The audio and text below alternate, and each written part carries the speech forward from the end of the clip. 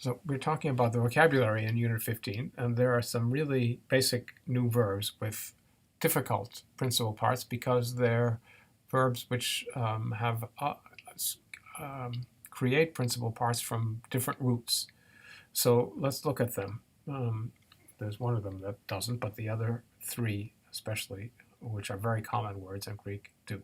So the first one is the verb haireo, which means to seize someone or something aggressively. It gets translated take, but it means in a hostile way. So capture, take, okay? What is important also is that in the middle it has a special meaning, which is not take for oneself, but choose, okay? So that's a kind of haireo in its form. So this is an epsilon contract verb in the present system. And then the principal parts are haireso, which you might not expect, but that's okay. That's a regular contract verb future, haireso. The aorist comes from another root, and the verb is halon with an ei. The underlying vowel under the ei is hel. So the infinitive, for example, from the root halon, which means I seized, is helene. Okay, when it gives you the aorist infinitive, it's a second aorist. Notice the accent and the fact that the ending is not sa but on. Okay, so it's our aorists that are inflected like imperfects. So that means I seized. Halon. Heireka is consistent with the root, so it's he with an h and an iota subscript. So that's the augmented form of hi. And then the long vowel, the eta, and the ka. So that's what you would expect from haireo. The same is true of heiremai. You're going to have the iota subscript, and then heirethane, is a little bit weird because of the vowel. Okay, you'd expect heirethen with an eta, but you got an epsilon there. You need an iota subscript. Okay, so those are the principal parts of haireo. The real one is the aorist, but it's an extremely common verb with lots and lots of compounds. Okay, so it's really worth learning this verb that means seize or capture. It gets tricky with the unaugmented root for your subjunctives and participles. Exactly. It's hard to identify. Yeah, hello and helloime, right? It's all over the place in real Greek and in compounds, right? Up, haireo, take away, and stuff like that. Good point. Okay. So the second verb that's new in this lesson is the verb to follow, hepomai, okay, which isn't so bad. It's again a common word because following is a basic verbal idea. The future is hepsamai, which is what you'd expect, but the aorist is the second aorist. Okay, this is a deponent verb. So the future, the aorist is hepsamai, and then the aorist is hespamane, hepsamai. So that's predictable. And then hespamane, with an epsilon, not an eta. Okay? Jeez. Yeah. Hespamane. So the reason that it looks so weird is that the actual root is asterisk sep, sep. Okay? It's the same root as Latin sequor. That was a quor that became a p. Okay? Right? We're talking about those the other day. Yeah. So the root of the aorist is se spamane. You got a reduplicative or all reduplicative aorist. There used to be such things. Anyhow, here now we got two more, and these are going to be harder. This is the verb to see, which we should have learned a long time ago, but take a look at how complicated the principal parts of it are. So the present system is based on horao, okay? That's an alpha contract, but it originally comes from wora. There was a W in Greek, so that H reflects an old W. But that means that you need to look at the imperfect. When you augmented that form with a W, you got this, he-oron. So with the inflection, you want to write that in. The imperfect is he, with a rough breathing. Yeah. And then omega, rho, omega, nu, an accent on the first omega. So that's I was seeing, okay? That's a weird way of augmenting horao, but it was warao, so it was ewo, okay? And then when the W disappeared, you got an H, okay? So that means that's the present system. The future is from a different root, opsami. This is the root, for example, in the word ophthalmology, which, or ophthalmos is one of the Greek words for eye. That's opt, to see. The aorist is from another root, aedon, okay? E-I-D-O-N. This is another one of these aedon. The underlying vowel is only an iota. It's id. So the aorist, this is a second aorist, notice. The aorist infinitive is going to be idane, okay? For example. There you go. So that means to see, right? Yep. So you're going to see, just like you're going to see Helene from Hyreo, you're going to say Idane from Harao, okay? Harao Edon, the perfect, is Heoraka, okay? Heoraka, Heoramai, or there are two forms, that's the newer one, okay? Omai, with two mu's. So this is from the root of opsamai, opmai. Okay, you augmented it. The P has become a mu. Okay, you actually see that. It's got a circumflex, yeah, exactly. And then ophthane is definitely from the root of opsamai. So ophthane. So those things are real. So there's a verb whose principal parts are constituted from the ha root, the op root, and the root of adon is the root of vid, as in video in Latin and video in English, okay? The W has disappeared and become nothing, okay? But it's also the root of wid. The root is wid in English. It gives you words having to do with knowledge, because this root originally meant in Indo-European either see or know, okay? And we'll learn the forms that mean know. So they're lexically different. In Greek, some forms mean see and some forms mean know, and they never overlap anymore. But in English, we have wit, for example, is from this root, wisdom. And Latin, you can see they have the same root, wid, which means to see, not to know.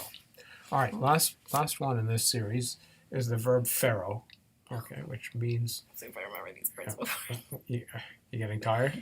No, I haven't looked at these principal parts in many movies. So pharaoh is an Indo-European word that it occurs in, I think, every known Indo-European language, but only in the present system. There's only, and it means to carry something that can't move by itself. Okay, in Indo-European, you have these two kinds of properties: stuff that could move by itself and stuff that it couldn't.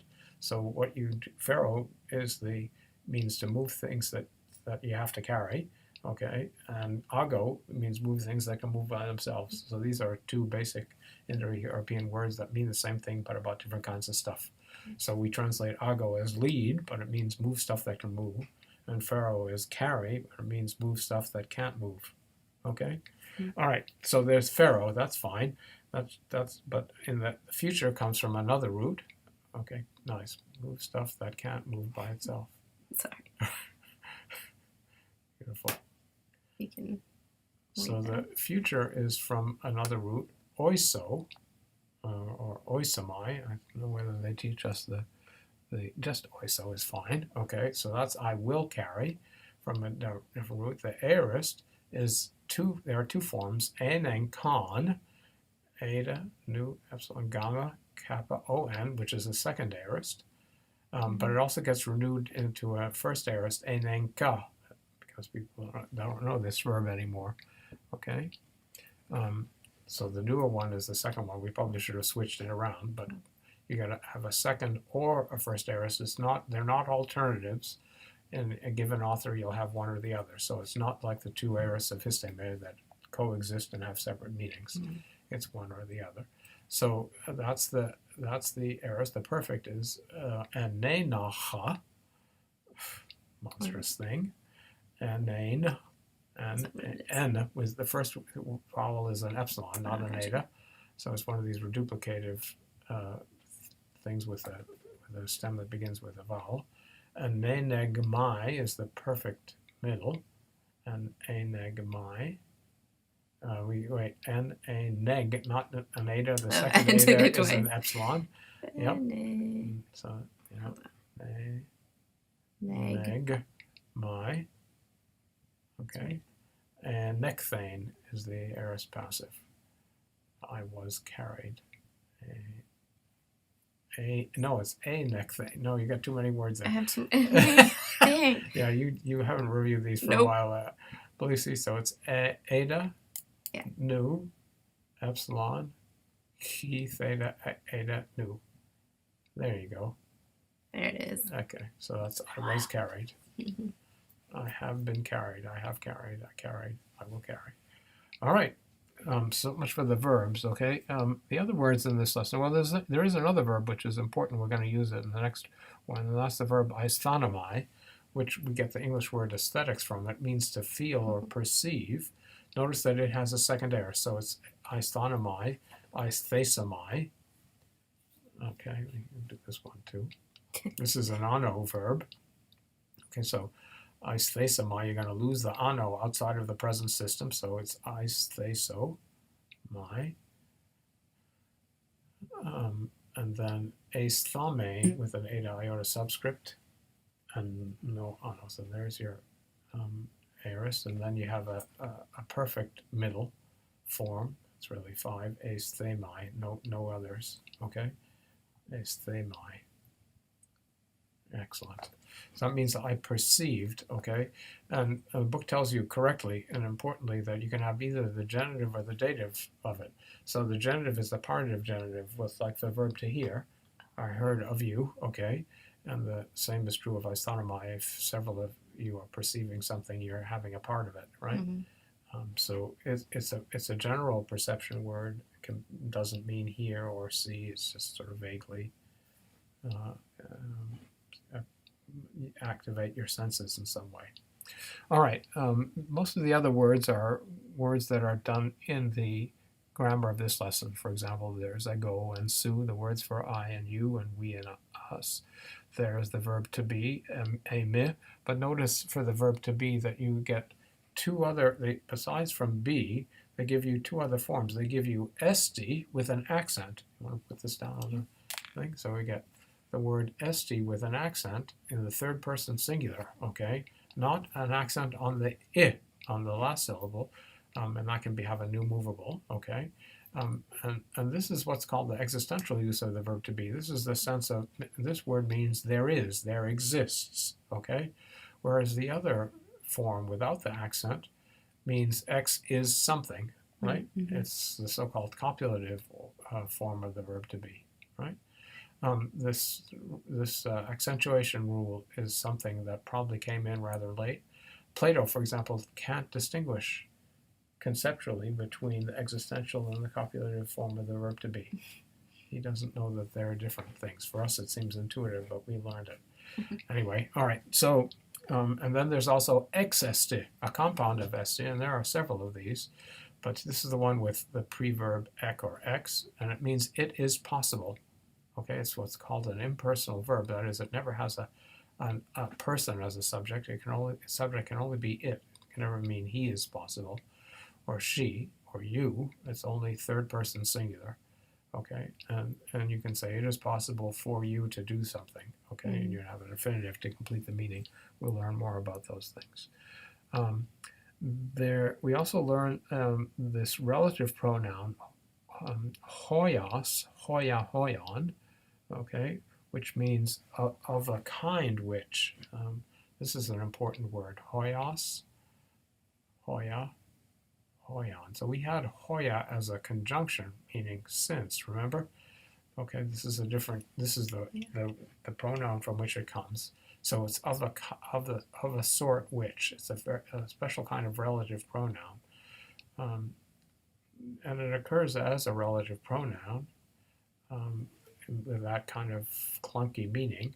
But more often than not, it occurs in an idiom which the book gives you, which is hoios plus te plus the verb to be. Hoios te eime, which literally means I am of which kind, or which kind of thing I am. But it's an idiom that means I am able. okay, or I can, and governs an infinitive. You can say plus infinitive, yep. Hoiaste eme is I am of such a kind as to be able to do something, all right? Very common usage in real Greek. There are some others, aside from hoios, there's poios, which is the interrogative form of hoios. That means of which kind, question mark, all right? Let's see. And lastly, the lesson teaches you toiutos, which is a demonstrative of this type. So we've got hoios, poios, and toiutos. Toiutos means of this kind, okay? So it's a little bit more precise and elaborated in your circumflex over the u. Toiutos, toiaute. Okay, you're going to have the same rule about ut and out as you have for autos. Toiutos, toiaute, and toiuta, or toiuton. This one's getting absorbed into the newer neuter ending. So you see both of those for the neuter, for the circumflex over the ou. That means of this kind, okay, the demonstrative.